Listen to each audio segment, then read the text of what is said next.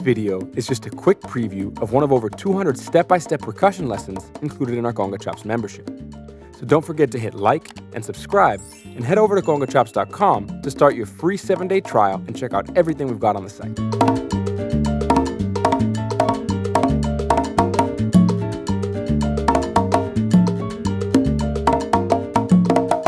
Now that we're starting to get a better idea of a formula that we can use to build longer phrases, aside from working on a few more phrases in this lesson, I want us to really focus on two things.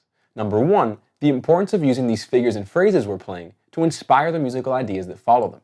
And number two, the use of space in the conversational aspect of taking a solo. These will be two key components that will help us shed some light on how to get into the mindset of a particular player as we start to try and gain an understanding of their creative process while soloing. Now, every great improviser will have certain figures, phrases, and licks that they'll reference in their soloing, which we can start to think of as their own personal vocabulary. And the truly great soloists are always searching for new ways to expand their vocabulary, whether it be by learning new phrases, studying and implementing new concepts, playing different styles of music, as well as always looking for new ways to repurpose what's already in their vocabulary. So let's start off by further analyzing the last example from our previous lesson, where we strung together 3 different phrases using some of the figures and concepts that we've talked about in this course. Let's have a listen. 1, 2, 1, 2, 3, 4.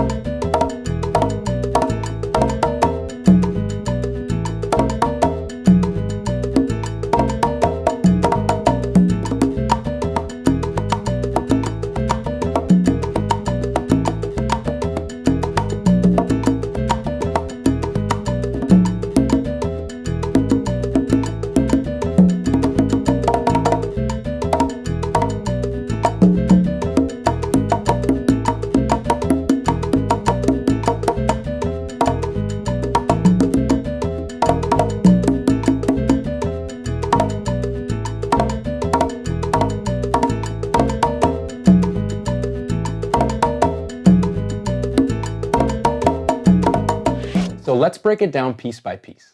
We started off with that sparse 2-note figure from the first bar of our quinto log, repeated it playing it a bit closer together, then played a low drum open tone on the end of 3 to set up our first language-based solo phrase. We then played a couple of sparse offbeat flams to create some space before playing our next solo phrase. And it's important to highlight that the open tone and the slap we played on the end of 3 and the end of 4 in this bar served as a catalyst for using those same tones in the following phrase, illustrating the concept of letting our ideas develop in part from one another. Then, we relied on our sparse offbeat figures, as well as a short melodic shape before playing a classic triplet phrase. We followed that up with one more flam on the end of 1 that led naturally into the next phrase, which began with the same shape. After playing our last solo phrase once, we left a bar of rest, repeated the previous bar, played an open tone on the end of 3 to leave some more space, then played the last bar of the phrase again, repeating it twice with no rest in between, and moved the last note to the end of 3, which added an element of surprise and acted as a cadence. So let's listen to that last example one more time, keeping in mind some of the things we just talked about. 1, 2, 1, 2, 3, 4.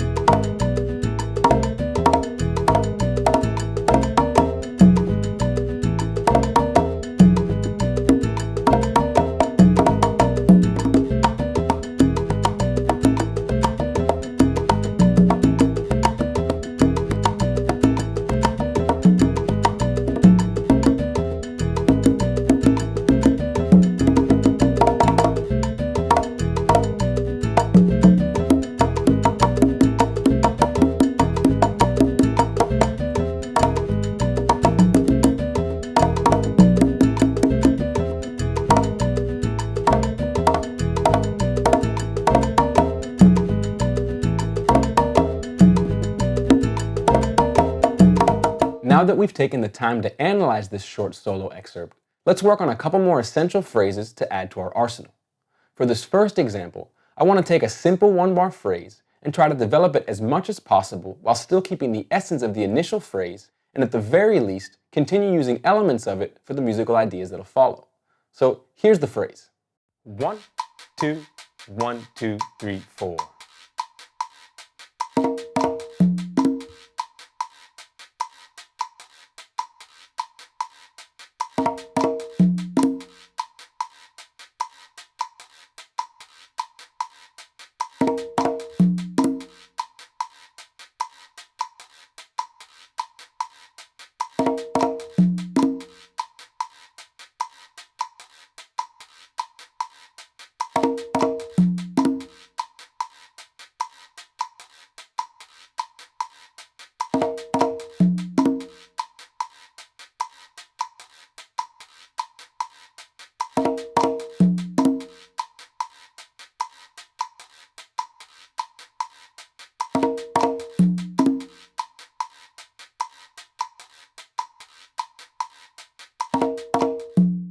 Now, if you're interested in learning more about what we do on Conga Chops and how we can help you further your skills, come check us out at congachops.com. We've got an incredible library of step-by-step courses and lessons, over 10 hours of exclusive practice loops, hand-picked Spotify playlists for each pertinent course and lesson on the site, and an amazing community forum where you can meet and discuss with other members, as well as get one-on-one feedback on everything you're working on. Just click the link below to grab your free 7-day trial and see what it's all about. Now, please don't forget to show your support for our channel by giving this video a like, leaving a comment down below as far as what you'd like to see me cover next, and hitting subscribe so you can catch our new videos. I'll see you in the next lesson.